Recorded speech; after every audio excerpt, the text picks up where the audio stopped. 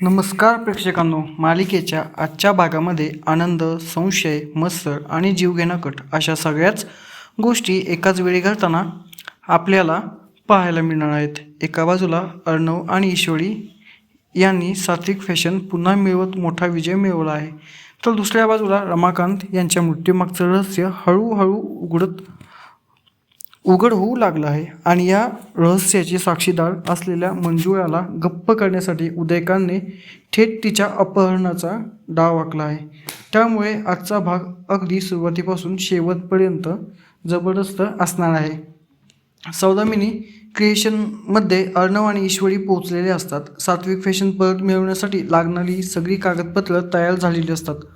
सौदामिनीने पेपर्सवर सही करून ते तयार ठेवायचे असतात. अर्णवने अत्यंत हुशारीने संपूर्ण परिस्थिती हाताळलेली असते, कारण सध्या त्याच्यासाठी स्वतःचा विजय महत्त्वाचा नसतो, तर त्याच्या आईचं स्वप्न असलेली सात्विक फॅशन वाचवणं महत्त्वाचं असतं. अर्णव आणि ईश्वरीने एकत्र येऊन अनेक अडचणींना सामना केलेला असतो.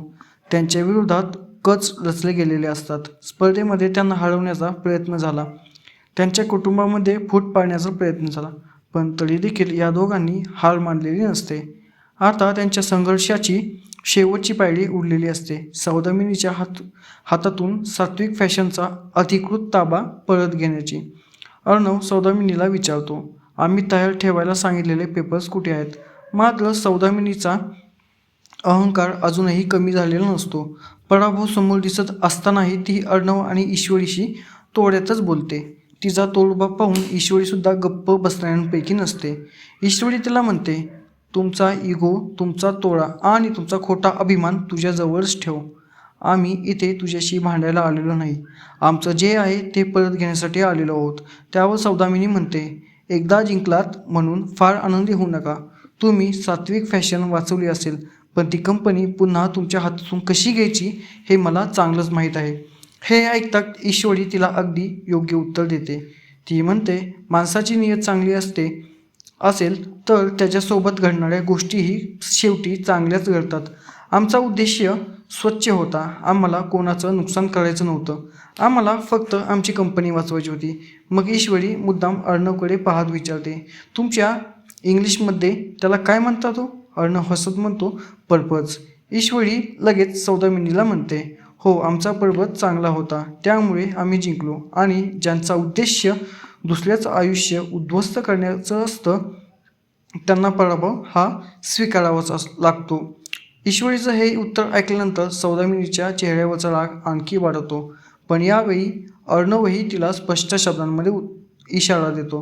अर्णव म्हणतो, एक गोष्ट कायमची लक्षात ठेव, सात्विक फॅशन आमची आहे, ती माझ्या आईचं स्वप्न आहे. आमच्या कुटुंबाने त्या कंपनीसाठी खूप काही सहन केलेलं आहे, त्यामुळे यापुढे सात्विक फॅशनकडे वाकड्या नजरेने पाहण्याचाही प्रयत्न करू नका. पुन्हा तुमच्या तोंडून माझ्या कंपनीचं नावसुद्धा मला ऐकायला आवडणार नाही. अर्णवचं बोलणं ऐकून सौदामिनी लावण्याचा विषय काढते. ती म्हणते की अर्णवने लावण्यासोबत चुकीचं वागून तिचा अपमान केला आहे, पण अर्णव यावेळी काहीही लपवत नाही. तो स्पष्ट शब्दांमध्ये सांगतो, लावण्याच्या बाबतीमध्ये जे काही घडलं त्याला ती स्वतः जबाबदार आहे. खरं तर मला तिच्याशी लग्न करायचं नव्हतं, तिने आजीवर दबाव टाकला होता. आजीच्या आग्रहामुळे मी त्या लग्नासाठी तयार झालो होतो, अन्यथा माझ्या मनात तिच्याबद्दल काहीच नव्हतं. आणि खरं सांगायचं तर बरं झालं की ते लग्न नाही झालं. हे ऐकल्यानंतर सौदामिनीकडे बोलण्यासारखं काहीच उरत नाही. ईश्वरी तिच्या हातातून कागदपत्रांची फाईल अक्षरशः खेचून घेते. अर्णव आणि ईश्वरी सात्विक फॅशनचा अधिकृत ताबा घेऊन तिथून निघून जातात. यानंतर दोघेही घरी येतात. घरात रमाकांत आणि सात्विक यांचे फोटो ठेवलेले असतात. संपूर्ण कुटुंब त्या फोटोसमोर जमा झालेलं असतं. सात्विक फॅशन पुन्हा मिळवण्याचा आनंद सगळ्यांच्या मनामध्ये असतो, पण रमाकांत यांच्या मृत्यूमुळे तो आनंद साजरा करण्याची ताकद कोणामध्येच नसते. अर्णव सात्विक फॅशनचे पेपर्स आई-वडिलांच्या फोटोसमोर ठेवतो आणि भावूक होऊन म्हणतो, आई, बाबा, आपली सात्विक फॅशन आपण पुन्हा मिळवली. आता कोणीही ती आपल्यापासून हिरावून घेऊ शकणार नाही. तुमचं स्वप्न आम्ही पूर्ण करू. ईश्वरी म्हणते, आईचं स्वप्न होतंच, पण बाबांना सुद्धा सात्विक फॅशनची खूप मोठी झालेली पाहायची होती. आज ते आपल्यासोबत असते तर त्यांना किती आनंद झाला असता. सगळेजण भावूक झालेले असतात. पण त्याचवेळी ईश्वरीच्या मनामध्ये एक प्रश्न वारंवार येत असतो. ती अर्णवला म्हणते, मला बाबांच्या मृत्यूबद्दल काहीतरी चुकीचं वाटतं. अर्णव तिच्याकडे पाहतच विचारतो, तुला नेमकं काय म्हणायचं आहे? ईश्वरी सांगते, राकेशने आपल्याला मारण्यासाठी ट्रॉलीच्या खाली बॉम्ब ठेवला होता. नंतर तो बॉम्ब तुमच्या गाडीपर्यंत पोहोचला. त्यावेळी राकेशसुद्धा तुमच्यासोबत होता. म्हणजे तो हल्ला तुमच्यावर होता. पण बाबांच्या मृत्यूशी पद्धत वेगळी होती. बाबांना इंजेक्शन देण्यात आलं होतं. मग राकेशचा बाबांच्या मृत्यूशी नेमका काय संबंध? हे दोन वेगवेगळे कट असू शकतात. ईश्वरीचे शब्द ऐकून अर्णवसुद्धा विचारामध्ये पडतो. तो म्हणतो, तुझं म्हणणं बरोबर आहे. आपण या गोष्टीचा कधीच नीट विचार केला नाही. घरातील सगळे जण ईश्वरीचं बोलणं शांतपणे ऐकत असतात. पण वल्ललीच्या पायाखालची जमीन मात्र सरकलेली असते. कारण ईश्वरीने अशाच पद्धतीने खोलात जाऊन तपास केला तर ती लवकरच उदयकांपर्यंत पोहोचणार हे वल्ललीला चांगलंच समजलेलं असतं. आणि मग आता आपल्या वल्ललीकडे प्रत्येक संकटासाठी एक उपाय असतो, चक्कर येण्याचं नाटक. ईश्वरी पुढे काही बोलणार तितक्यात वल्लली अचानक डोक्याला हात लावते आणि चक्कर आल्यासारखी खाली बसते. सगळ्यांचं लक्ष रमाकांत यांच्या मृत्यूच्या चर्चेवरून लगेच वल्ललीकडे वळते. नम्रता धावत जाऊन पाणी घेऊन येते. आकाश आणि मामा तिला आधार देतात. तेव्हा मामा मजेशीरपणे म्हणतो, आजकाल वल्ललीला फारच चक्कर येत आहे. आकाशच्या वेळेसही एवढ्या चक्रा आल्या नव्हत्या जितक्या आता येत आहेत. मामाचं बोलणं ऐकून सगळेजण थोडे गोंधळात. कोणीतरी डॉक्टरांना बोलवण्याचा विचार करतं. डॉक्टरांचं नाव ऐकताच वल्लली पटकन म्हणते, नको, डॉक्टरांना बोलवायची काही गरज नाही. थोडा वेळ खोलीमध्ये आराम केला की मला बरं वाटेल. अर्थात डॉक्टर आले असते तर चक्कर खरी आहे की नाटक हे लगेच बाहेर आलं असतं. त्यामुळे वल्ललीला डॉक्टर नको असणं साहजिकच आहे. आकाश आणि मामा तिला खोलीमध्ये घेऊन जातात. ती गेल्यानंतर मामा म्हणतो, वल्ललीला चक्कर आली म्हणून आपण सगळे गंभीर का झालो आहोत? आज सात्विक फॅशन परत मिळाली आहे. या आनंदात कॉफी तर झालीच पाहिजे. आजी त्याच्याकडे पाहत म्हणतात, तुला प्रत्येक परिस्थितीमध्ये खाणं पिणंच कसं सुचतळे? अंजलीसुद्धा हसत म्हणते, पण कॉफीची कल्पना वाईट नाही. मलाही चालेल. थोड्या वेळासाठी घरातील वातावरण हलकं होतं. मात्र ईश्वरीच्या मनात निर्माण झालेला संशय अजूनही कायम असतो. संध्याकाळी सात्विक फॅशन पुन्हा मिळाल्याबद्दल मोठी प्रेस कॉन्फरन्स होणार असते. मीडिया, कंपनीचे चाहते आणि काही संभाव्य गुंतवणूकदार घरी येणार असतात. सात्विक फॅशनच्या भविष्यासाठी हा प्रेस कॉन्फरन्स अत्यंत महत्त्वाची असते. आकाश नम्रतासाठी एक सुंदर डिझायनर साडी घेऊन येतो. तो ती साडी तिच्या हातामध्ये देत म्हणतो, ही तुझ्यासाठी. नम्रता विचारते, माझ्यासाठी? पण आज अचानक डिझायनर साडी कशासाठी? आकाश आनंदाने सांगतो, आज संध्याकाळी प्रेस कॉन्फरन्स आहे. मीडिया येणार आहे. त्यामुळे तू ही साडी नेसून छान तयार हो. कोणतीही दुसरी पत्नी असती तर नवऱ्याने प्रेमाने आणलेली साडी पाहून आनंदी झाली असते. पण नम्रता आनंदातही समस्या शोधणारी व्यक्ती आहे. ती लगेच म्हणते, प्रेस कॉन्फरन्स अर्णव आणि ईश्वरीसाठी आहे. मीडिया त्यांना प्रश्न विचारणार आहेत. सगळं कौतुक त्यांचं होणार आहे. मग आपण तिथे जाऊन काय करायचं? लोक आपल्याला सांगतील की तुम्ही स्पर्धा हरलात आणि अर्णव ईश्वरी जिंकलेत. आकाश तिला समजावतो, नम्रता, आपण एकमेकांविरुद्ध लढत नव्हतो. आपलं उद्देश्य सात्विक फॅशन वाचवणं होतं. आपल्या घराची टीम जिंकली आहे. दादा आणि ईश्वरीने कंपनी वाचवली म्हणजे आपलं कुटुंब जिंकलं.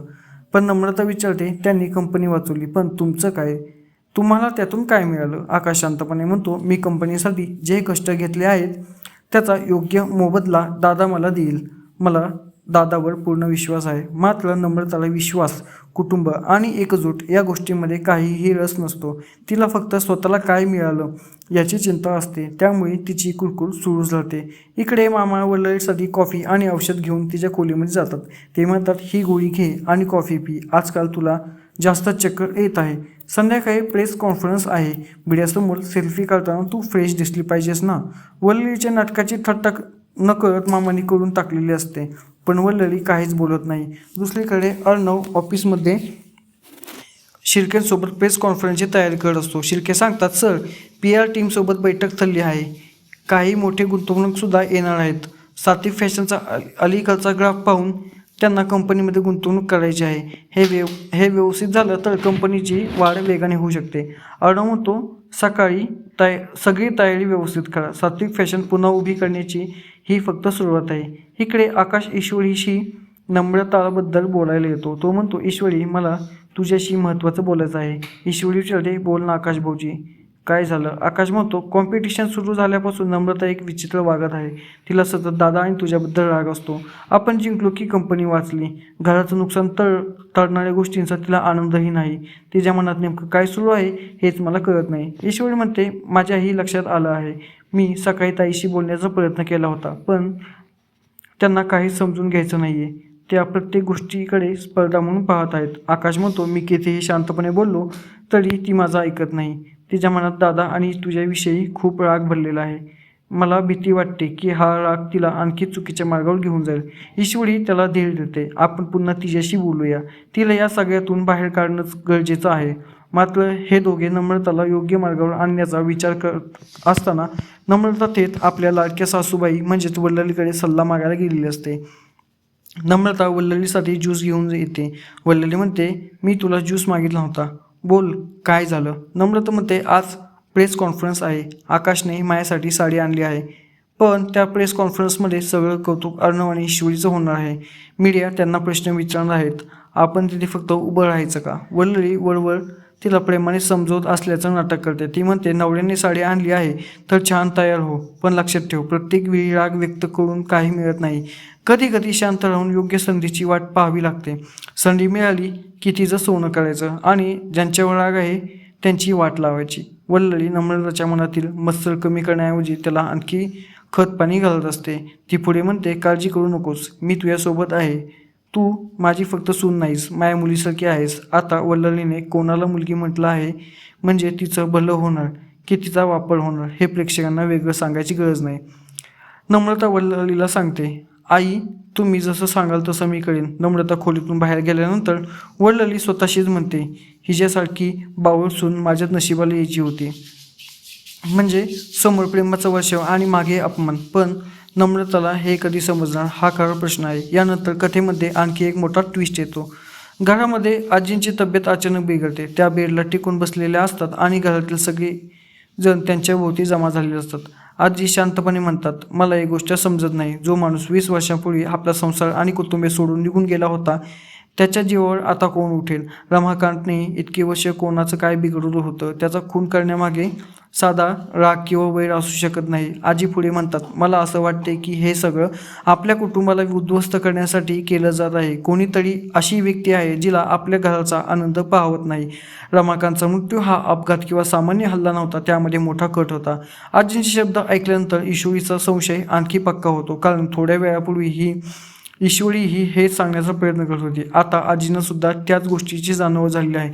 दरम्यान मंजुळा घरी आलेली असते. घरामध्ये ठेवलेला रमाकांत यांचा फोटो पाहताच ती हादरते, कारण रमाकांतवर हल्ला झाला त्या दिवशी तिने काही महत्त्वाच्या गोष्टी पाहिलेल्या असतात. मंजुळा अर्णव आणि ईश्वरीसमोर त्या दिवशी घडलेला संपूर्ण प्रसंग सांगते. तिच्या बोलण्यातून रमाकांत यांच्यावर हल्ला कोणी केला, त्यामागे कोणते लोक होते आणि ही घटना अपघात नसून नियोजनबद्ध कट होता हे स्पष्ट होऊ लागतं. मंजुळाने रमाकांत यांचा फोटो पाहताच सगळं खरं सांगितल्यामुळे अर्णव आणि ईश्वरी एका मोठ्या सत्याच्या जवळ पोहोचलेले असतात. पण हे सगळं वल्ललीच्या कानावर पडतं. ती लगेच उदयकांतला फोन करते. वल्लली घाबरत म्हणते, आज घरामध्ये मंजुळा आली होती. रमाकांतचा फोटो पाहतच तिने सगळं सांगितलं. त्या दिवशी काय घडलं, कोणाला पाहिलं, रमाकांतवर कसा हल्ला झाला, सगळं तिने अर्णव आणि ईश्वरीसमोर बोलून दाखवलं आहे. हे ऐकताच उदयकांत संतापतो. तो म्हणतो, ती मंजुळा जिवंत आणि मोकळी राहिली तर आपल्यासाठी मोठी अडचण निर्माण होईल. तिचा ताबडतोब बंदोबस्त करावा लागेल. उदयकांत काही गुंडांना मंजुळाचं अपहरण करण्याचा आदेश देतो. त्याचे गुंड मंजुळाचा पाठलाग करतात आणि संधी मिळताच तिला पकडतात. मंजुळा स्वतःचा जीव वाचवण्यासाठी मोठ्याने ओढत असते. ती गुंडांच्या तावडीतून सुटण्याचा प्रयत्न करते, पण ते तिला जबरदस्तीने गाडीमध्ये बसवण्याचा प्रयत्न करत असतात. नेमक्या त्याच वेळी अर्णव, आकाश आणि शिर्के तिथे पोहोचतात. मंजुळाला गुंडाच्या तावडीतून पाहून अर्णव धावत तिच्याकडे जातो. अर्णव ओरडतो, तिला सोडा. मंजुळाला हात लावायची हिंमत करू नका. आकाश आणि शिर्के सुद्धा गुंडांना अडवण्याचा प्रयत्न करतात. काही वेळी तिथे मोठी झटापट होते. अर्णव एका गुंडाला बाजूला ढकलून मंजुळाला सोडवण्याचा प्रयत्न करतो, पण अचानक दुसरा गुंड बंदूक करतो आणि मंजुळाच्या डोक्याजवळ धरतो. तो अर्णवला धमकी देतो, एक पुढे एक पाऊल पुढे आलास तर हिला इथेच संपवून टाकेल. अर्णव जागेवरच थांबतो. त्याच्या डोळ्यांसमोर रमाकांत त्यांच्या मृत्यूचं सत्य उघड करणारी एकमेव साक्षीदार गुंडांच्या तावडीत असते. अर्णवला तिचा जीव धोक्यात घालवायचा नसतो, पण तिला घेऊन जाऊ द्यायचं सुद्धा नसतं. मंजुळा रडत अर्णवकडे मदतीची याचना करत असते. आकाश आणि शिर्के गुंडांना घेरण्याचा प्रयत्न करतात, पण बंदुकीच्या धाकामुळे कोणालाही थेट हल्ला करता येत नसतो. आता अर्णव मंजुळाला वाचवण्यासाठी काय करणार? गुंड तिला उदयकांतपर्यंत घेऊन जाण्याचा यशस्वी होणार का? मंजुळाने सांगितलेलं सत्य अर्णव पोलिसांपर्यंत पोहोचू शकेल का?